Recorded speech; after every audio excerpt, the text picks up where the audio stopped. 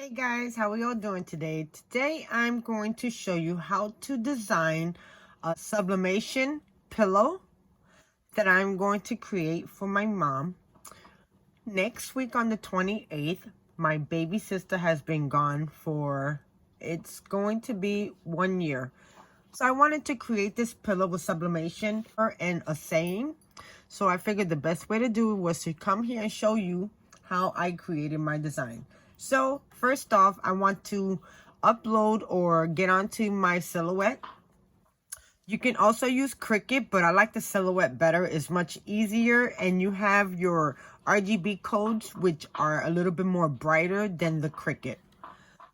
So now I'm just going to click on my silhouette, and I'm right here on my silhouette, and I'm going to go to my library, because on my library I have this file.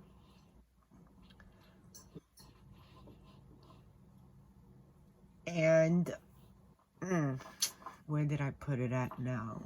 Let me go into all files. And I'm just going to go around here and pick a couple of files that I think that will be perfect for creating my sublimation pillow. And what I'm going to do, I'm going to sub this. I have a pillow form, and I am going to sew it together. So I am creating this from scratch.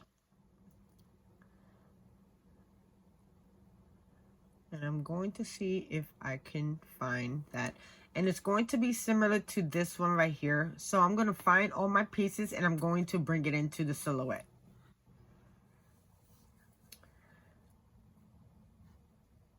So this looks just like this. So now we want to go down, and we want to make sure, because the pillow that I'm sublimating on, the form, I'm going to create the cover for it, and I'm going to sew it together. And it's from a piece of polyester, 100% polyester tablecloth that I got from IKEA.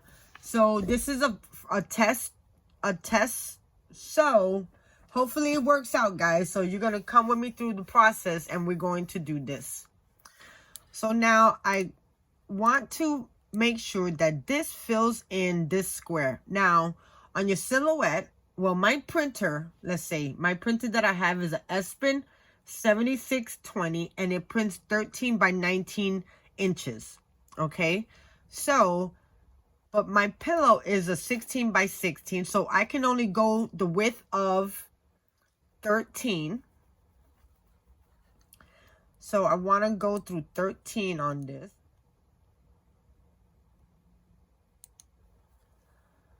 So now that I got these two images that I want to use, I want to resize them. So I'm just going to resize them right here, and I'm going to make them fit. And you know, if you want, I think I want to add more of the birds. So what I'm going to do, I'm going to release compound path.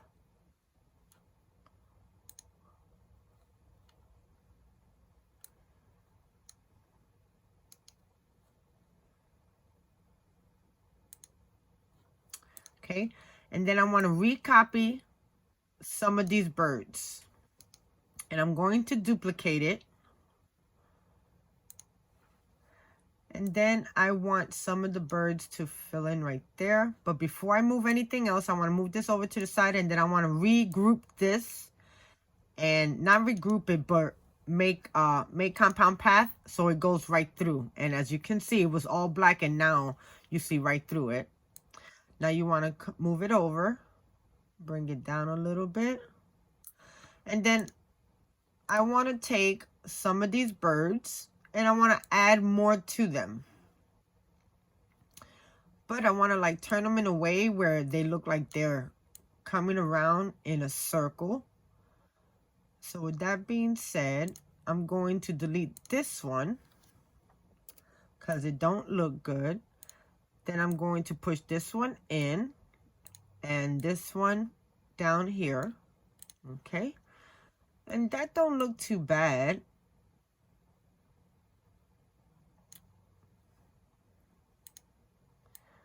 I might want to duplicate this one and add it over here to this fill line.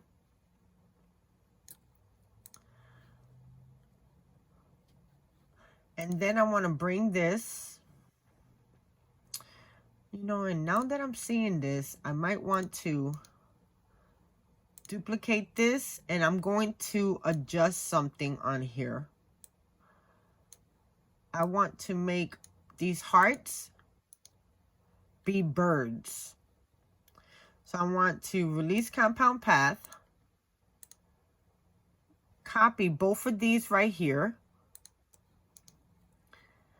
and duplicate, bring them up. Then I want to rejoin these together, and that is make compound path, so it sees right through and is still grouped together. Then I want to come up here, I want to take my knife and I want to cut this Y off.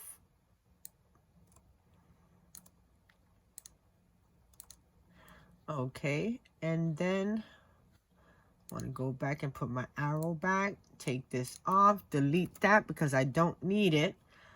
And then I want to take my knife again and I'm going to cut my hearts off. So now I want to go back over here.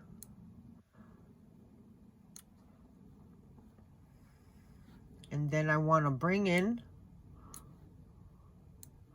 one of the birds. I actually want to duplicate that. No, I like this one better. Then I'm going to take this and turn it around. And I want to place, you know, I think upside down would be better. But you know, I didn't cut my hearts off right, so I'm going to redo it. And I want to take the tail off of there.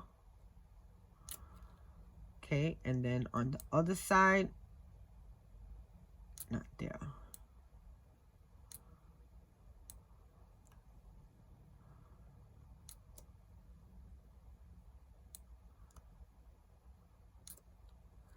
Okay, and go back to the arrow. Then delete these.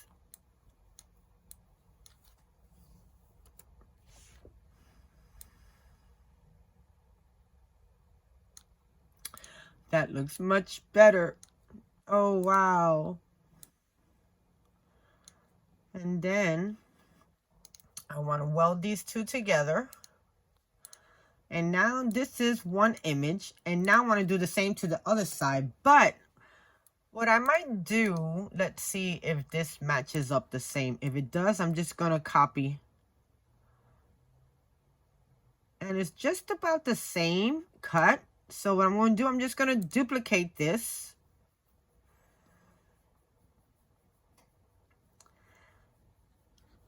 And then I'm going to flip it over. Duplicate.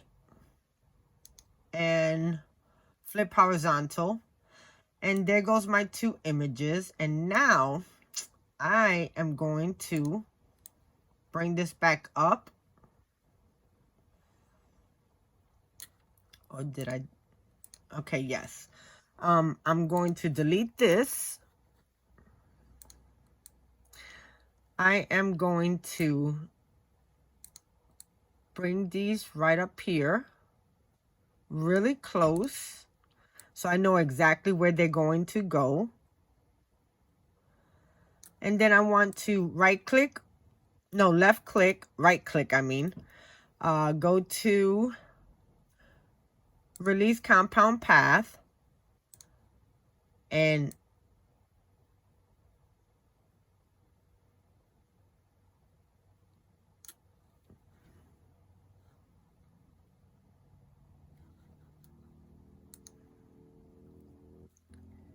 before I do release compound path, I have to release my Y.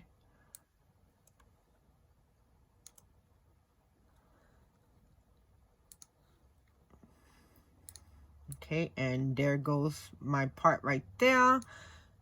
And so it lines up perfect, I'm going to bring this one down and go right on top. And now I'm going to delete the bottom one. Just like that. And I'm going to do the same with the other one. Just going to right click, delete, and there it goes, guys. And I could bring this one down too. And now it went from looking like this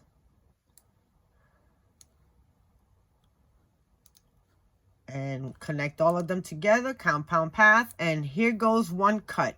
And it's the same exact thing. The only thing, I changed the hearts to some birds. So now I want to bring this over here.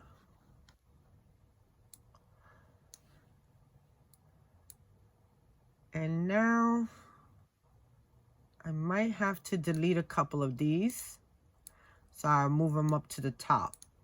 I won't delete them, I'll just replace them somewhere else. And that looks good right there.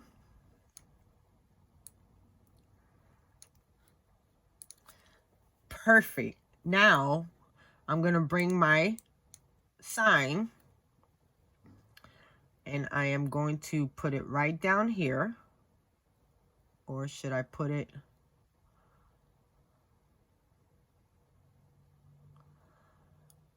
I don't want it to have such a big significance. I just want to make sure that. Okay, and I think it's going to go down right here.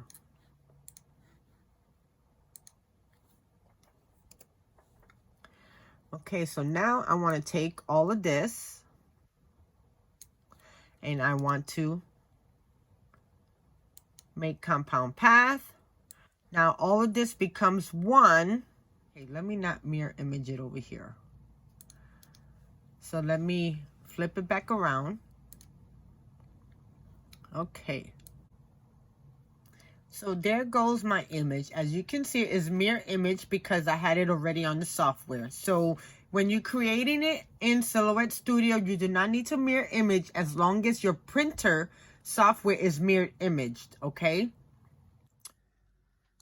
Okay, so this is what the image looks like.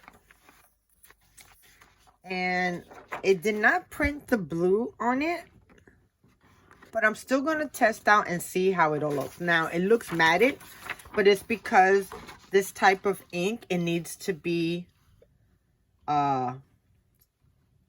energized by heat. Or did I say that right? But anyway, I'm going to go to my heat press and I'm going to turn it on. And you can sublimate this for 60 seconds. I say a minute and a half at 400 degrees. And as you can see, this I end up buying from IKEA. And this is 57 by 94. This cost me, I think it was $6-7 or maybe a little bit more. I'm not sure how much because I bought it a while ago. So what I want to do, and this is the name of this 100% polyester material. Now this pillow form is 16 by 16, so I want to cut my material at 17 by 17. Okay guys, so here goes my 3 pieces that I have to create my pillow pocket. And this is 100% polyester. And you could sublimate on anything that's 65% or more polyester. Okay, guys? All you need is sublimation ink, a printer that you can print on, and Silhouette software is free. So you can use them. You can use that to make your items. So right now, I end up cutting this piece right here out. 17 by 17. Then this second piece I end up cutting out 17 by 13. And the other piece I cut out at 17 and 9.5. So now what I want to do is just add these two together. And I want to make this 17 inches. And now I'm just going to pin these two together.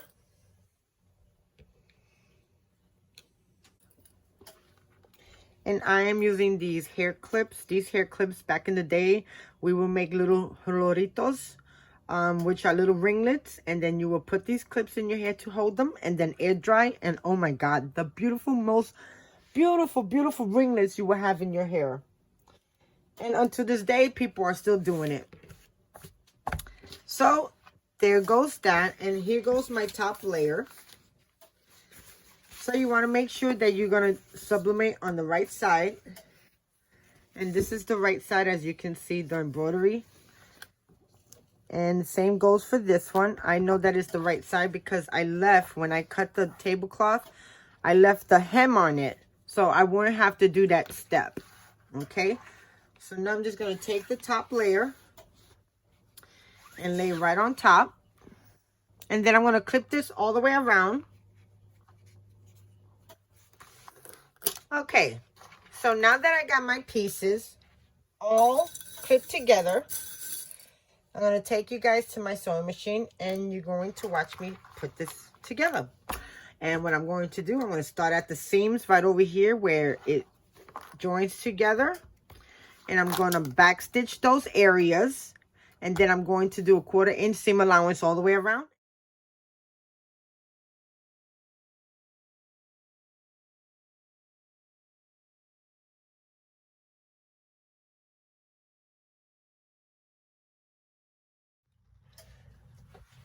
Okay. So here goes this. And now I just want to turn this inside out. And push your corners very good. If you have one of these, that'll be perfect.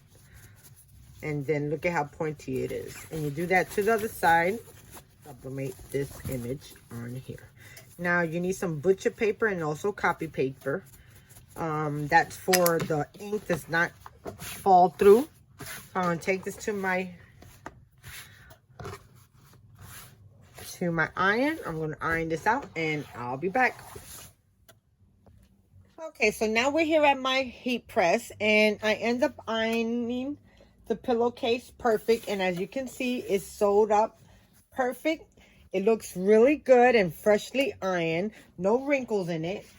So what I'm going to do, I'm going to bring in some butcher paper and I'm going to insert it into the pillow pocket. Okay.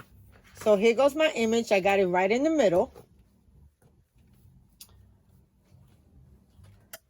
And now I'm going to take another piece of butcher paper and put it right over top. And I'm going to press this for, I'm going to say 70 seconds. Okay, so 1 minute and 10 seconds. So let's do that.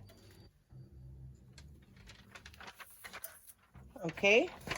So I took the butcher paper off, and as you can see, the reason why you use butcher paper, I don't know if you guys can see the design, but and you cannot use this paper again. So get rid of it, throw it out, and get some new fresh paper.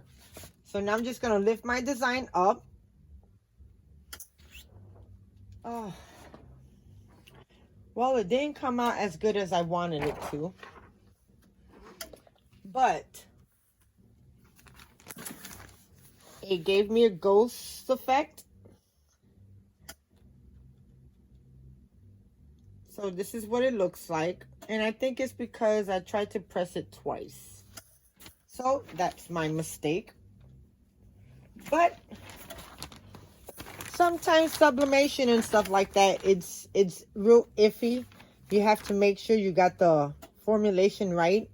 But I tried. So let's insert my pillow in this. And you know, I will have to do another one, guys. So let's do this. Okay, so here goes my pillow form. So now I'm just going to take my cover. And I'm going to insert this in here. And it should fit perfect because I made it to be 17 inches, giving me a seam allowance of 1/4 inch on both sides, all 4 corners. So, okay, so this is what the end result looks like. It is off, totally off. So don't do what I did.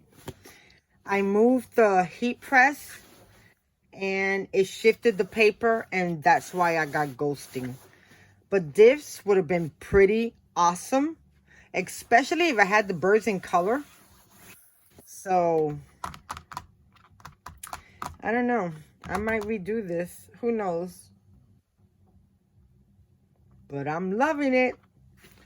So thank you so much for watching. If you like this video, please thumbs it up. Let me know what you think. Like I said, it's not perfect, but it's a design that you can create yourself, and just make sure and take your time when you're sublimating, okay? So until next time, I'll talk to you guys soon. Bye now.